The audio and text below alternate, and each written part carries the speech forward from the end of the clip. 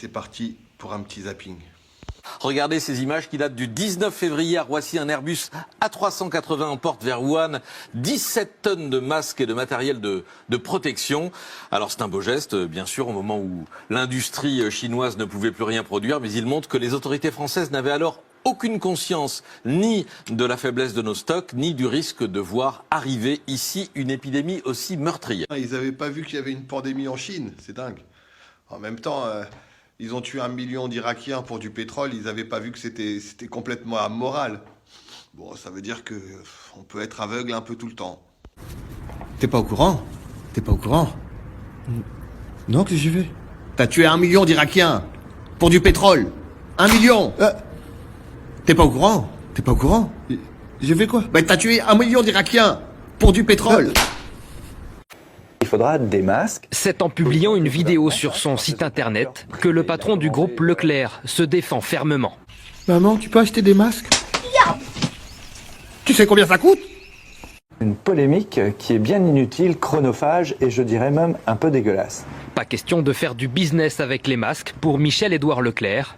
Selon lui, ils seront vendus à prix coûtant et en transparence avec les autorités administratives. Bonjour, membres de l'autorité administrative. Les masques, on va les faire gratuits, parce qu'on aime les gens. On va les faire gratuits, les masques. Vous êtes d'accord avec moi? Et ne me jetez pas la première pierre. C'est pas gratuit, on veut du fric, on veut du fric. Allez, je la pierre. On approche la date du 11 mai, on va bientôt reprendre et on n'a pas de protection, donc c'est gênant. Cher passager, c'est le capitaine. Alors, quelque chose d'un tout petit peu gênant, on va tous mourir, hein, voilà. Oui, je t'écoute, on a le contact. Ma combinaison vient d'avoir une... Elle vient d'avoir une fuite, c'est vraiment gênant. Je crois que je vais crever, c'est gênant, putain. Les enseignes de la grande distribution avaient annoncé être en mesure de fournir des masques par centaines de millions dès aujourd'hui. Comment expliquer alors ces ruptures d'approvisionnement constatées dans de nombreux magasins? Fung Cheng, écoute-moi, le français là-bas, il veut que tu lui donnes des masques. Tu dois lui apporter. Dis-lui d'aller se faire enculer, tout simplement. Et franchement, tant mieux qu'il y ait des masques. Dans d'autres pays, il y a même des distributeurs de masques. Et dans les autres pays, il y a des vrais journalistes. Pas des enculés comme vous, là, qui défendez les patrons, écoute, il y a le média, il y a le média. Il y a Edwy Plenel. Des vrais journalistes. Des vrais. Il y a Edwy Plenel. Regardez les préservatifs. Mais dans les grandes surfaces, on trouve des préservatifs. Par contre, à la télé, il y a que des résidus de capote. Des faux journalistes, des enfoirés. Putain. Ils disent que des mensonges, ils sont contre les gilets jaunes, ils sont que pour les gros patrons, c'est des enfoirés, ils sont payés. Bien, les moins chers, ils se trouvent chez Carrefour, puisqu'ils seront vendus à prix coûtant pour les masques chirurgicaux, c'est-à-dire qu'ils seront à 58 centimes l'unité. 40 centimes les masques, vous êtes content? C'est 400% d'augmentation sur tous les produits alimentaires depuis le passage à l'euro. C'est prix coûtant, c'est prix coûtant. Chez Géant et chez Intermarché, ce sera légèrement plus cher, à 59 centimes l'unité.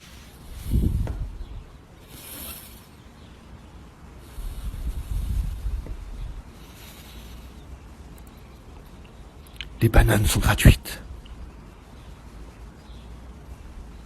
Bon, Clémence Dibou, il faut qu'on lui dise que là, son masque, elle peut le jeter. C'est pas bien, Clémence, c'est pas bien. Petite leçon tu vas te faire engueuler par le avec médecin. Alain Ducardonnet.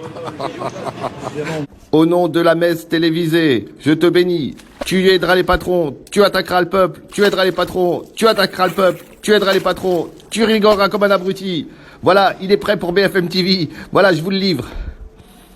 Ne tient que par les élastiques pour le mettre derrière. Et quand on enlève un élastique.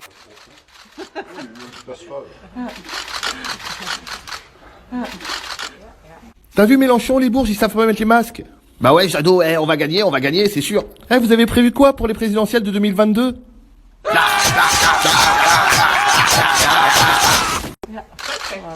Voici quelques articles mis en avant par le gouvernement. Non, Sibeth Ndiaye n'a pas dit que les enfants de 4 ans savaient porter un masque. Tu vois, Sibeth Ndiaye, elle a dit que pour la prochaine manifestation, on te donnait cette petite pilule. C'est du lacrymogène. Oh. Ça te rend émotif, parce que tu vas pleurer, mon pote. Allez, suis-moi. Brigitte Macron a demandé au professeur Raoult de soigner sa fille. 2 points, un poisson d'avril de l'extrême droite.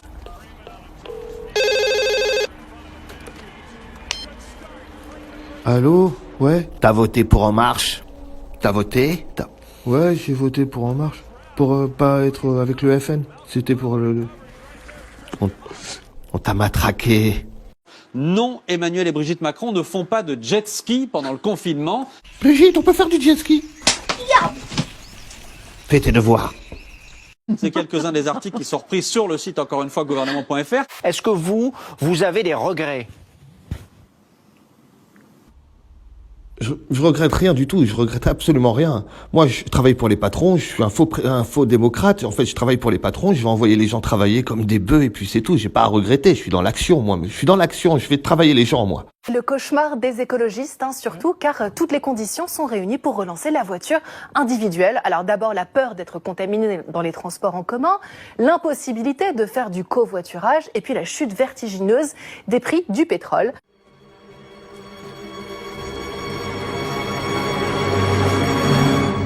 Mec, pourquoi tu roules? Depuis 2 jours, putain. L'essence, elle est gratos. Mais mes poumons, ils sont pas gratos, tu comprends? J'en ai rien à foutre, rien à foutre. À la sortie du confinement en Chine, les ventes de voitures ont explosé. En 2020, eh bien l'automobile, ça apparaît un peu comme un cocon de protection ultime. Doc, elle est où la bagnole? Putain, je me sens protégé dedans. Putain, t'as raison. Mais... Il nous faut cette bagnole, on va remonter le temps et on va revenir avant Macron. Avant le lacrymogène. Mais comment se rendre au McDrive quand on n'a pas de voiture? Dis-moi, gamin.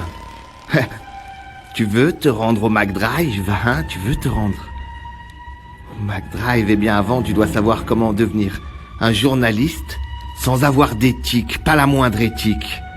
Ça t'intéresse? Pas d'éthique. Une maman belge qui vit du côté de Louvière a inventé une solution. Elle a convaincu ses filles de construire une voiture en carton afin de se glisser dans la file des vrais véhicules.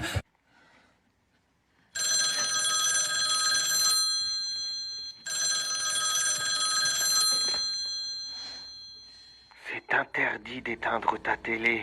Tu dois écouter les vrais journalistes de BFM TV maintenant. Les policiers croisés en chemin ont rigolé, pris en photo la voiture en carton. Toute la petite famille a pu repartir avec son hamburger. Et en tant que journaliste, j'aimerais dire que j'en ai marre de travailler pour les patrons. C'est vrai, on fait pas d'éthique, c'est pas éthique ce qu'on fait, c'est de la merde, on est payé par eux. Quand Éric Zemmour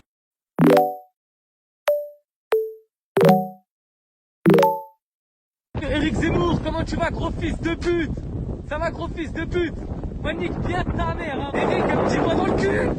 est agressé dans la rue, qu'il est poursuivi, harcelé, les indignations deviennent sélectives.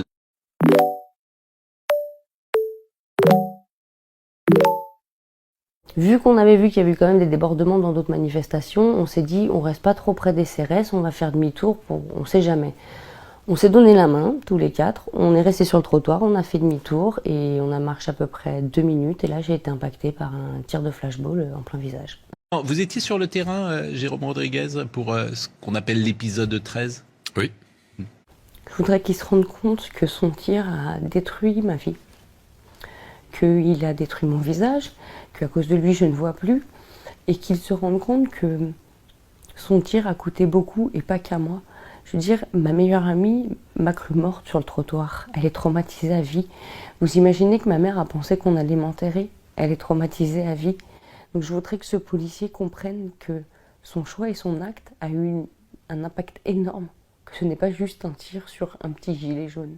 Je lâche pas. Ce qui ne tue pas rend plus fort. Ils ont essayé de me coucher, mais je serai de toutes les manifs. Et ils n'ont fait que renforcer le combat, en tout cas à mon niveau, et de me surmotiver et de gagner à motiver les autres en tous les cas. Est-ce que vous diriez aujourd'hui sur le terrain, vous étiez samedi à Paris ? Oui.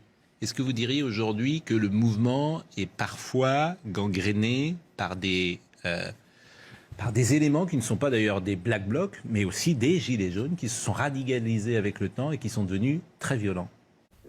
Là ça va, mais quand je me suis vue la première fois dans le miroir, j'ai pleuré. Je me suis dit, qu'est-ce que tu vas devenir? J'avais le visage complètement déformé, qui ressemble à rien, et je me suis dit, comment tu vas vivre comme ça? Je pensais pas qu'on pourrait me réparer correctement, mais ça a été atroce. J'ai passé une semaine à me demander s'il fallait pas que je disparaisse, limite, quelle vie j'aurais, quoi.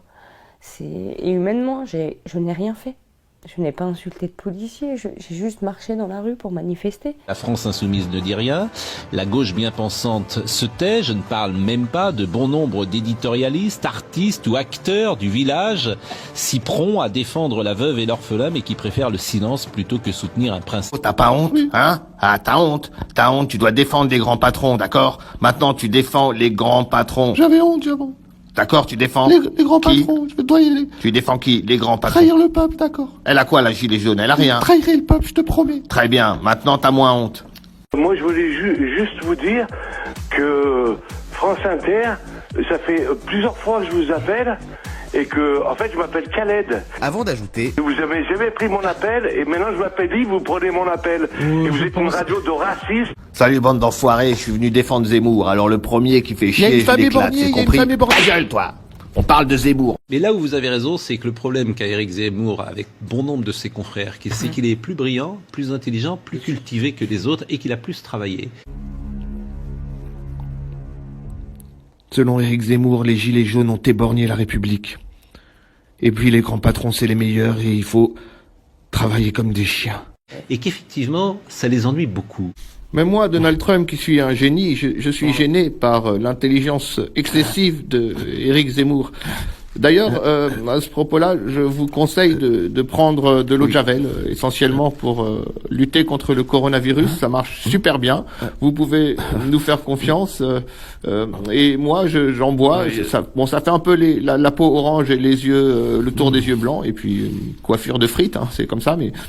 je croyais que c'était des... Donc t'as mangé des bonbons? Ouais, mais je croyais que c'était des bonbons au miel. Et c'est quoi du coup? Non, mais sur eux, c'est marqué. Des boules anti-mythes. Remange jamais ça. Mais t'en meurs pas. C'est toujours là. Ouais, bah reste là. Les symboles reposent sur du vivant. Alors la statue de Marianne, détruite à l'Arc de Triomphe par les Gilets jaunes, n'est rien à comparer à l'œil de cette femme qui voulait manifester et qui a été injustement condamnée par les journalistes. C'est injuste.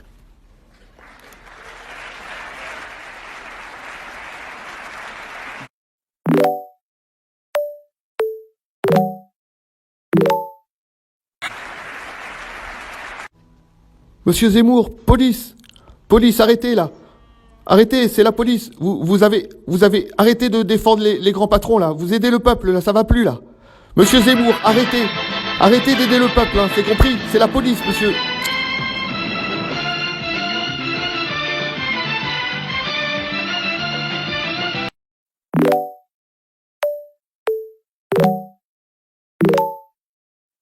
Chérie, c'est toi?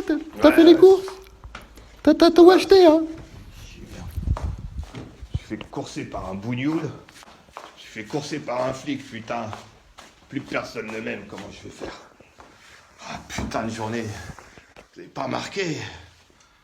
Putain de merde. Ah là, l'autre, il voulait me foutre un doigt dans le cul, cet abruti. Mais quel enculé, celui-là. Tout ça, je suis sûr que c'est parce que je suis juif, hein. Ça, c'est clair, et... Putain de merde, faut que j'arrête. Il y a eu 1 million de morts en Irak, il faut que j'arrête. Ça les chauffe. Si t'ajoutes la Syrie, la Libye, les mecs ils sont vénères. Putain de merde. Ah, Chérie, est-ce que t'as fait les courses? J'espère que t'as fait les courses, parce qu'il faut tout, hein, il faut tous les produits. Ouais, j'ai t'as fait payé les les impôts. J'ai fait les courses.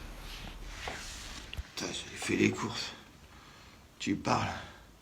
Et le flic là qui commence à me courser sur la plage. Putain de bordel de merde. Ouais, j'ai décidé d'aider le peuple. Ouais, j'ai décidé qu'il n'y ait plus un seul mort arabe.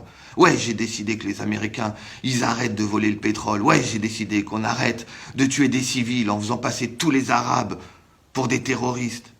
J'en ai marre de toutes ces conneries, putain. C'est une belle planète, on est vivant. On est vivant sur une belle planète, on va pas s'emmerder à se détester toute l'année, là. Tu parles d'un abruti, l'autre. Il me dit... Il va niquer ma mère, mais quel abruti. Ma mère, elle est respectable. Ma mère, elle a rien à voir avec tout ça. Et puis j'en ai marre de travailler pour le privé, le journaliste. Tu parles, si tu veux faire du vrai journaliste, c'est 90% dans le privé. Du coup, tu veux faire du public, si tu fais du contre-privé, tu te fais griller, t'as plus de boulot. Merde, putain. Moi, j'ai connu l'Algérie, j'ai connu les banlieues. Je vis avec ces gens tout le temps. Merde, qu'est-ce qui s'est passé pour qu'il y ait une aussi grande fracture? C'est pas possible, ça. J'ai fait le con. Lui, il a fait le con en m'insultant, mais j'ai peut-être fait le con aussi, merde. Peut-être que s'il devenait plus intelligent, et que moi aussi, en fait, on devrait tous les deux devenir plus intelligents. Il y a des morts, il y a des victimes, il y a des agressions. Quel connard de m'avoir agressé. Il est plus balèze que moi. Pourquoi il va pas agresser un mec balèze comme lui? Un plus balèze, au moins, il gagnerait. Là, il savait que j'étais moins fort que lui, cet enfoiré, là. Pourquoi il me course tant? Putain. Et même j'aurais été plus balèze que lui. Je suis pas violent physiquement, mais... Là, je vois les gens sur Internet, ils se foutent de ma gueule. Ils disent que c'est bien mérité. Heureusement que j'ai les journalistes à la solde des grands patrons, parce que sinon, je serais dans la merde. Hein. Putain de merde. Faut que j'aille aux États-Unis, peut-être. Peut-être faut que j'aille aux États-Unis, ce sera plus simple. Quitte à être avec des riches et des pauvres, au moins, aux États-Unis, t'as ton flingue, t'as les flics qui... Voilà, ce serait plus pratique, là, parce que... Je sais plus quoi faire. En fait, je vais devenir pote avec cette Kaira-là. Je vais devenir pote. On va se fumer un petit bédo sur les Champs-Élysées, là. Je vais devenir pote avec lui, il n'y a que ça à faire. On va pas se séparer, on va pas faire des murs entre les citoyens, quand même. J'ai un texto, là. Merde, c'est quoi ce bordel? Alors, qu'est-ce que ça dit? Bon. C'est Pascal Pro, il veut qu'on fasse un truc, là, pour écraser de l'arabe, pour les stigmatiser, pour que moi je passe pour une victime. Je sais pas si c'est une bonne idée. Moi j'ai plutôt envie d'appeler ce petit jeune et qu'on se réconcilie. J'ai envie de lui parler. J'ai envie de lui dire des choses, j'ai envie qu'on s'arrange. C'est un être humain, je suis un être humain, allez merde. Allô, salut, c'est Eric. Tu vas bien? Voilà, ouais. Ah, c'est cool qu'on ait pu se connecter sur la webcam, je suis vraiment content. Voilà, je voulais te dire qu'il fallait qu'on t'instrumentalise pas parce que t'es un être humain, t'es vivant, t'es pas là pour avoir des propagandes. Et puis d'un point de vue justice, je pense qu'on va s'arranger. T'es un bon garçon, je pense que t'es un gars bien. Je voulais te demander, est-ce que tu peux m'aider parce que après le nombre colossal de morts en Irak, je voudrais pas qu'il y ait autant de morts en Iran. T'as des idées? Ouais Eric, ouais, je t'entends bien, ouais, j'ai plein d'idées, alors t'as raison, il faut éviter le nombre de morts, il faut qu'on soit dans la paix, et t'as raison, je suis un être humain, je suis désolé vraiment pour ce qui s'est passé, j'ai pété les plombs, un bédo de trop, tu vois ce que c'est. Bon, alors moi, mes idées, c'est parler de George Steiner, de Serge Danet, de Guy Debord, mais bon... George Steiner nous a quittés récemment, mais sa manière de très vite, très tôt considérer que la vie est belle et que donc on doit lui apporter le meilleur à travers la meilleure littérature, la méthode de lecture pour les enfants, elle est phénoménale. Et je pense aussi qu'avec Serge Danet, on peut avoir de très bons résultats sur le salaire du zapper, sur toute la propagande, etc. Et puis aussi sur Guy Debord qui parle de la société du spectacle.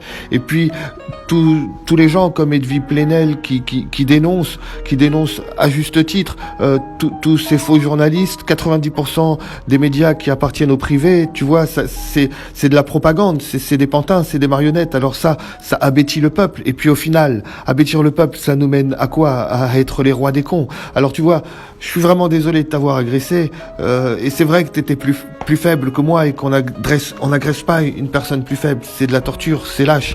Mais voilà, je voulais te dire ça. Et puis bon, je pense que t'es un être humain aussi et qu'il faut qu'on s'arrange et qu'on fasse des bonnes choses dans la vie.